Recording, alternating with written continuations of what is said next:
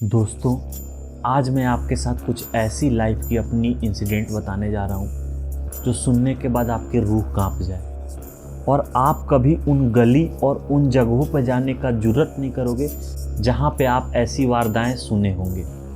तो चलिए मैं वो कहानी आपको बताता हूँ कि मेरे साथ क्या हुआ था और मैं क्या फील किया था उस टाइम पे और कैसे ये सारी चीज़ें इतना डरावनी मेरे साथ हुई कि मैं शायद आज भी उन चीज़ों को भुला नहीं पाया हूँ। और कब भुला पाऊँ ये भी मुझे नहीं पता, क्योंकि जब भी मैं उन जगहों से गुजरता हूँ तो मुझे वो सारी चीज़ें फ्लैशबैक की तरह याद आने लगती है कि ऐसा हुआ था मेरे साथ, ये हुआ था। तो चलिए मैं वो आपको कहानी बताता हूँ। दोस्तों, मैं जहाँ से बिलोंग्स करता हूँ, जो मेरा गांव है, उस गांव से थोड़ी दूर पे समथिंग 10-15 मिनट पीछे एक पहाड़ी है, छोटी सी पहाड़ी है।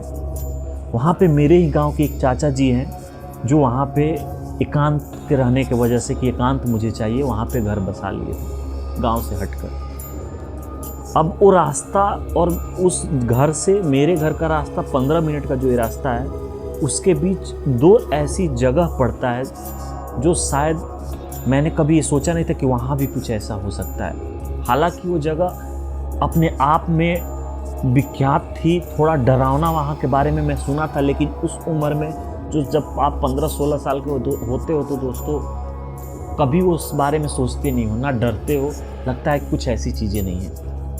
तो जब मैं घर से निकलता हूँ तो थोड़ी दूर पर 5-7 मिनट दूरी पे एक कब्रिस्तान पड़ता है और उसी कब्रिस्तान के थोड़े 5-7 मिनट और दूरी पे जहाँ पे शमशान घाट होता है, वो शमशान घाट है। तो मुस्लिम के लिए कब्रिस्तान है और हिंदुओं के लिए वो शमशान घाट है। और मैंने बचपन से वहाँ पे सुना था कि वहाँ पे कुछ चीज़ें हैं, ऐसी ताकतें जो बहुत लोगों को महसूस हुई है, बहुत लोगों को नुकसान पहुँचाई है, लेकिन मैं नहीं कभी मानता था। लेकिन हुआ क्या कि मेरे पापा जो बोले कि एक दिन उनके घर पे जाना है और कुछ सामान लेकर आना है। और मैं सोचा कि चलो ठीक है, क्रिकेट खेलने का टाइम था, गर्मी का दिन था, खेलने के बाद निकलूँगा कि शाम तक लौट जाऊँगा। लेकिन क्रिकेट खेलने में थोड़ा अंधेरा हो गया था और मैं उसके बाद सोचा कि निकल जाऊँ, अभी ले आता हूँ। ऐसा मन में आया था कि सुबह ले आऊँगा, लेकिन लगा कि नहीं यार, ये सब बातें अफवाह है, एक बार चलते हैं, लेकर जल्दी आ जाएँ।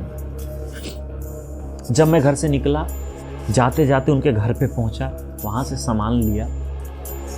अब सामान लेते लेते जब लौटने लगा तो कुछ मतलब ऐसा टाइम हो गया था, समथिंग 7-7:30 बज गए थे, 7:15-7:30 के बीच का समय था, अंधेरा हो गया था।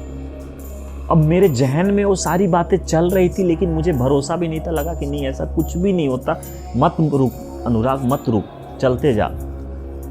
लेकिन मेरे माइंड में वो बातें चल रही थी।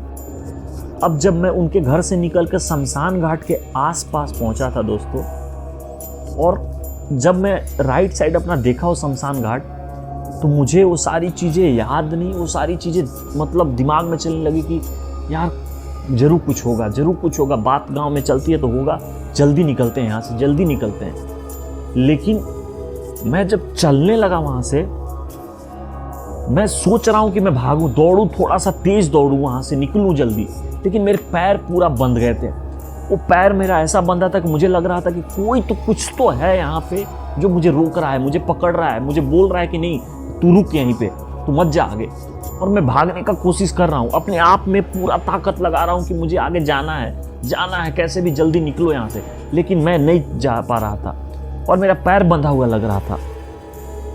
फिर थोड़ा दूर चलते जैसे मैं, जो मेरा चप्पल का आवाज़ आ रहा था, क्योंकि रात हो गया था, 7:30 बज गए थे, सुनसान सड़क था, और जब आवाज़ आ रहा था जो खुद का आवाज़ था, टप टप, जैसे ही मैं चलता, मेरे आवाज़ के बाद एक और आवाज़ पीछे से आ रही थी, लग रहा था कि कोई और चल रहा है। अब ये आवाज़ सुनने के बाद दोस्तों, जो मेरा दर्द, मतलब मैं बता नहीं सकता है, डर के मारे मेरा जो मतलब माइंड में जो चीज़ें चलने लगी कि कौन है पीछे, और मेरा हिम्मत नहीं हो रहा है कि मैं पीछे मुड़ के देखूं कि आखिर वो है कौन जिसका आवाज़ आ रहा है, जिसका चप्पलों का आवाज़ आ रहा है सेम मेरे चप्पल के आवाज़ के बाद, कौन है आखिर। मैं पीछे मुड़ना चाह रहा था लेकिन नहीं, और भागना चाह रहा हूँ पर दौड़ नहीं पा रहा हूँ। अब उसके बाद बहुत हिम्मत करके मैं कोशिश करके एक बार सोचा कि एक झटके में देखता हूँ, फिर दौड़ूंगा, फिर से ट्राई करूंगा। और जैसे ही झटके में देखा कोई नहीं, और फिर मैं जब चलने लगा आगे तो आवाज़ खत्म। बट शमशान के आसपास से जैसे ही मैं आगे बढ़कर कब्रिस्तान के पास पहुंचा दोस्तों, वो आवाज़ फिर से आने लगी, और इस बार आवाज़ जोर से आने लगी, जोर से आने लगी। मैं स्पीड बढ़ा रहा हूँ अपना चलने का, दौड़ नहीं पा रहा हूँ, लेकिन जितना स्पीड मेरे, जितने ताकत में लगा के दौड़ रहा हूँ, मुझे माइंड में सब चीज़ें चलने लगी कि नहीं यार ये बात हकीकत था, जो गांव के लोग बोलते थे, जो घर वाले बोलते थे कि नहीं शाम को जाना है, सब चीज़ हकीकत है। क्योंकि मैं फील कर रहा था कि मुझे कोई जकड़ा हुआ है, मुझे पकड़ा हुआ है, मेरा पैर जम गया था। लेकिन मैं जितना ताकत लगा के स्पीड चल रहा हूँ, उतना ही स्पीड से पीछे से आवाज़ आ रहा है, टप टप टप टप टप। और